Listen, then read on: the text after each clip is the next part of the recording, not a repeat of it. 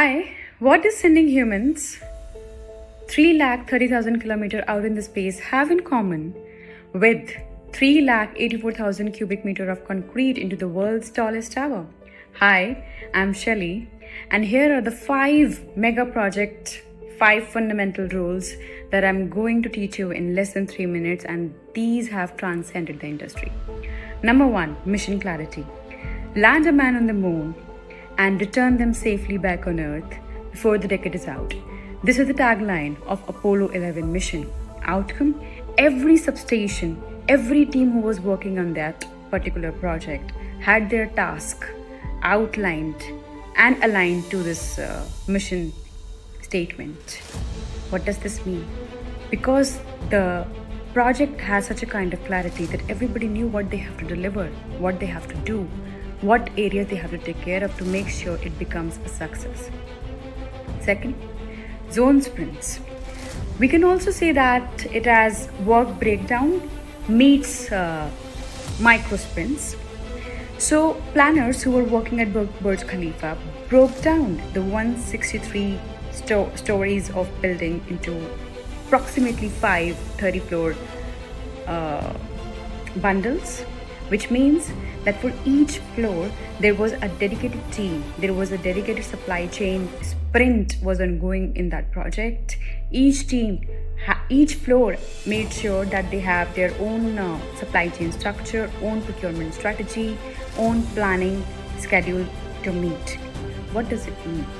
Rather than going onto the work with a single methodology of building the whole structure in one go, it was divided in 5 bundles that made sure that the team is focused on the respective teams are focusing on each of their areas and do the work in the same time frame with a multifold of success rate.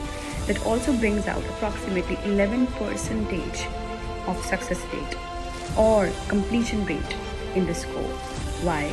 Because in the software world we call it sprint agility. In the industry world we call it predictability and agility. That means predict the outcome of the business of the project as we go on, as we are amid the project, and then implement the strategy to make it a success. Then the number 3, living the risk logs. Risk is a data stream, not a document. Let me tell you a story. During the Apollo 11 mission, when the mission stumbled the shuttle before they land the man on the moon, they identified that one of the area where they need an improvement is to make sure that they do a daily meeting or a sprint to capture their risks every single day, work on that risks if they needs to be implemented or if this needs to be removed or if this needs to be nullified. Each and every member on the team was tasked to do that, so that at the time of final launch, their list should be very clear. What does it give?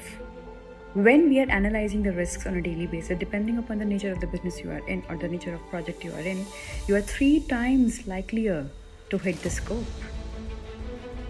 Risk log is not equal to shelf doctor. Practice number 4, Anjan empowerment, lean philosophy, and waste skill switches. At Toyota, every worker is empowered to yank the Anjan cord and stop the production. This leads to cutting down of the reworks and lifting the retention. Outcome: very smooth process, 0 defects, and a lean continuity of work. PMI also outlines this principle in non-manufacturing industries because that leads to trimming up the cycle by 25%. The most important practice number 5, adaptive governance. Governance that adapts. When a mega project of Crossrails in London hit overruns, what they did? They run joint health checks amid the critical phase of the project, and they rewired the governance during the ongoing one. What does it do? It makes sure that such a critical step is not missed because it's going to lengthen up the project, but they understood the impact it's going to create if it's not done on time. So the org structure should have the feasibility to evolve and should not be followed just like it was there on the day one. Isn't it? What do you think?